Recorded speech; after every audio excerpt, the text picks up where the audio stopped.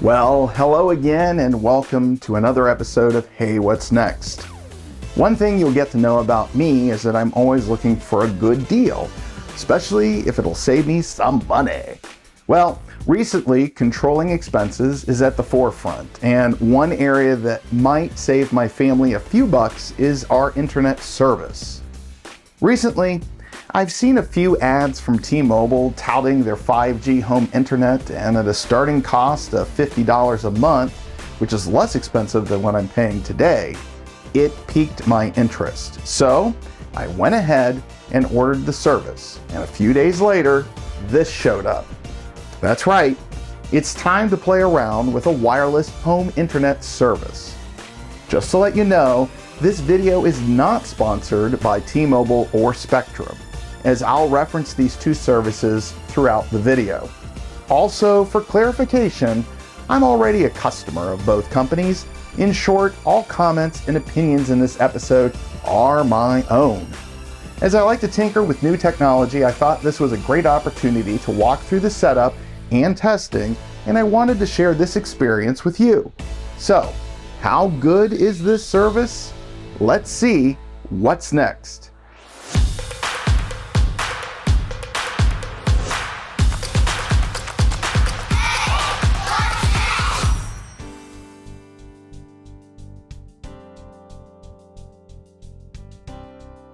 To get started, you'll need to go to tmobile.com, look for the 5G home internet link, and you want to check for your availability. After entering your address, click check availability.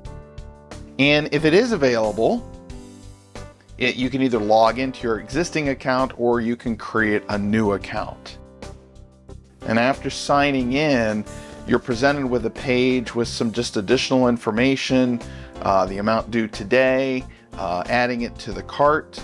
And once you add it to the cart, within a few days, you'll get the device at your doorstep, and at that point, you can open it.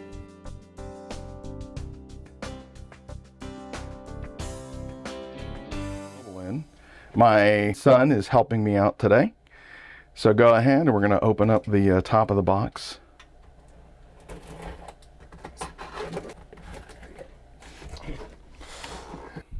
There it is. All right, so there's the front side of the box. Not much, a little plain. The top side of the box, it just says T-Mobile Internet. And then we'll look at the back side. This is T-Mobile. The other side has the router information. And what's inside? We have the important sticker. It just says this device is not meant for use for commercial. It is only for use with T-Mobile Internet. For paperwork, you get the quick start guide, the regulatory information, and terms and conditions.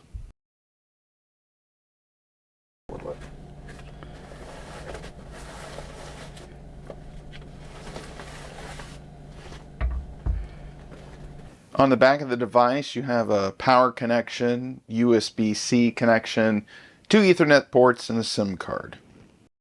And on the front, you'll get the sticker that says, for best results, place near a window. With everything unpacked, let's go set it up. Okay, and these are the 3 steps. We have the position, the power connection, and the download.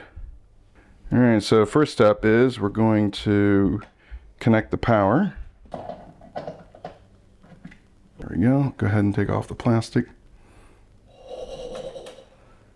Powering up. That was good timing.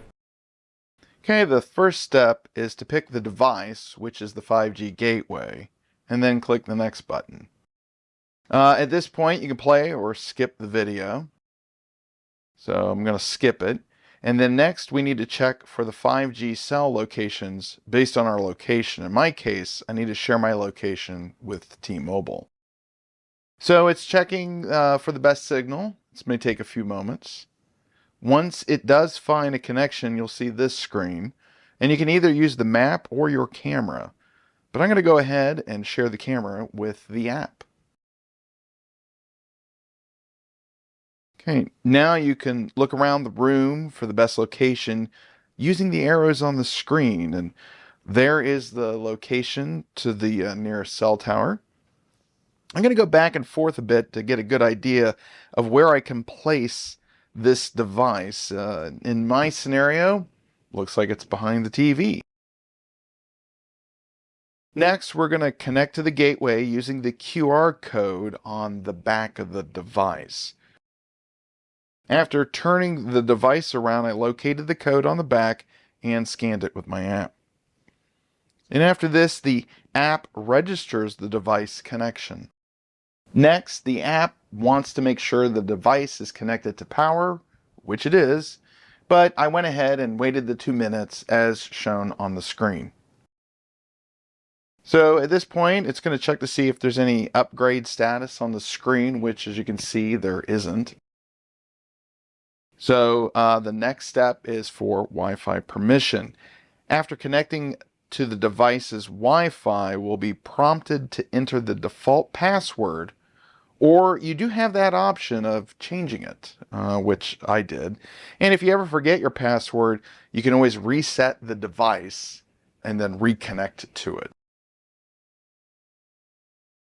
So after configuring the password, it's going to take a few moments, and then you'll reconnect to the device. You can see that our connection is currently weak, and that's only because I haven't moved it to behind the television at this point when I was shooting this video. You do have the option of changing the administration password or just skipping this step. And at this point, I successfully set up the device.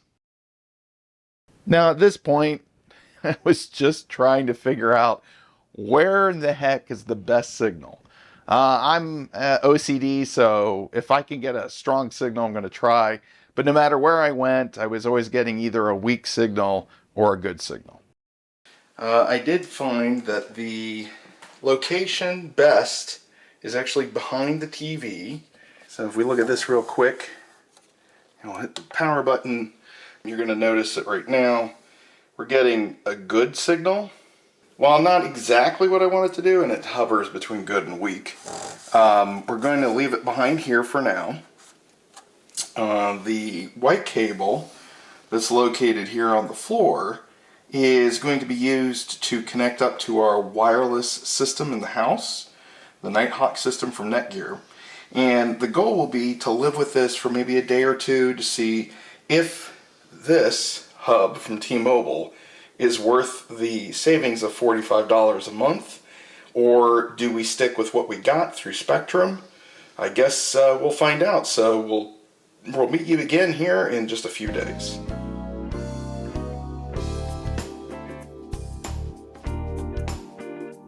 I know many of you watching this video are, curious or interested in what a wireless internet connection is compared to a hardwired connection. And that's what this little presentation and the video is really about. Not only is it about what I want to do, but maybe what you might want to do in the future. Let's start looking at Spectrum. We've been a customer of Spectrum for a long time. Never really had any major issues with them. And you can see here the average download, 367 megabits, and the upload is 11.6. And while speed test is good to get an idea of how things are, what I wanted to do is actually do some file transfers. I wanted to do a download from a reputable website, that's roughly a 500 megabyte file, and an upload to a web server that I have. And it's just a simple 50 megabyte video file that I uploaded to a folder. Here you can see that it took 12.2 seconds to download a 500 megabyte file, and then the upload was about 208. That's a little slow in my opinion, especially too if you're doing YouTube videos. So let's look at the first test and first location of the T-Mobile internet. This one is in the TV room behind the TV. Again, according to the T-Mobile app, that was the best location. You can see here, speed test 330 down, 8.9 up, and that's with a weak signal. Here are those download upload tests from a website into a web server, 18.3 seconds down, 46 seconds to do the upload. Now let's compare those tests. Spectrum versus T-Mobile. No matter how you look at it, the Spectrum was more consistent. and obviously beat out the T-Mobile. But again, for a savings of $40 roughly per month, is this difference that hurtful? Maybe not. My decision, I haven't decided yet. For you, maybe it's a big deal or it's a deal breaker. Here's your upload and download results from Spectrum versus the first T-Mobile test. You'll notice again, downloads was won by Spectrum. However, the upload was faster by 46 seconds versus 208 seconds. So what happens if you do move the T-Mobile device to a different location? Here we're still in the TV room, but now we're on a top shelf near the window. Download 281, upload 17.2. That's with the speed test results. Doing the file test, download from the website, 19.3 seconds, upload 21. And again, we're still between a weak to good signal, although I would say that it averaged more weak. Comparing the speed test results with all three, and again, these are all averages. I did this 3 times for each test. Download again, won by Spectrum for sure. Comparing the Spectrum upload, test number 2, that new location was definitely faster. But let's look at real world results. We notice here that Spectrum still, if download is important to you, was still consistent, 12.2 compared to the other ones from the T-Mobile test. However, upload to web server, if you're uploading a lot of stuff to YouTube or to websites, whatever the case may be, the new location for test number 2, T-Mobile, was 1/10 the time of what Spectrum was. Now, the question that I had to myself is, what if you weren't hindered by a home? Siding, wood, brick. How well would these tests compare to what we've already done?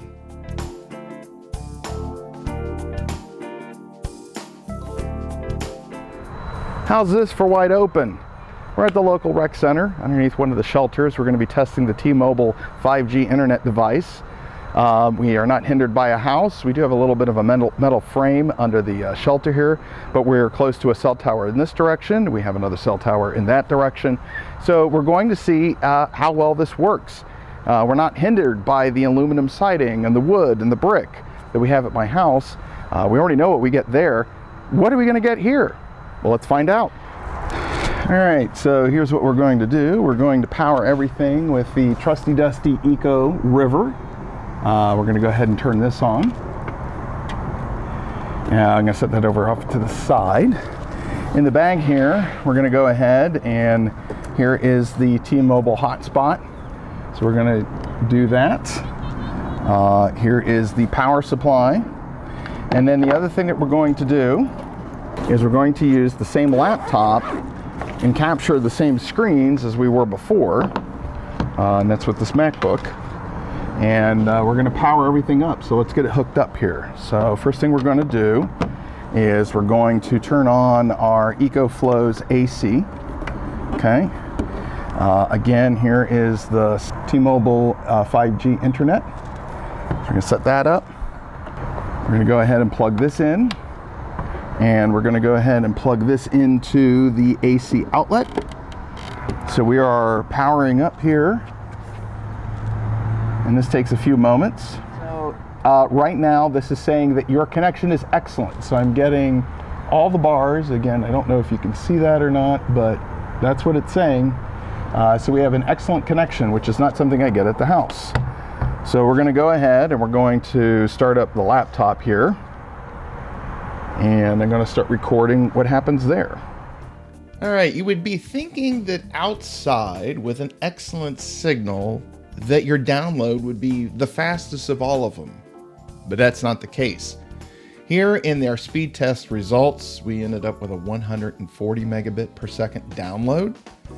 But look at this, our upload was almost 3 times faster than any of the other options that we have done up to this point.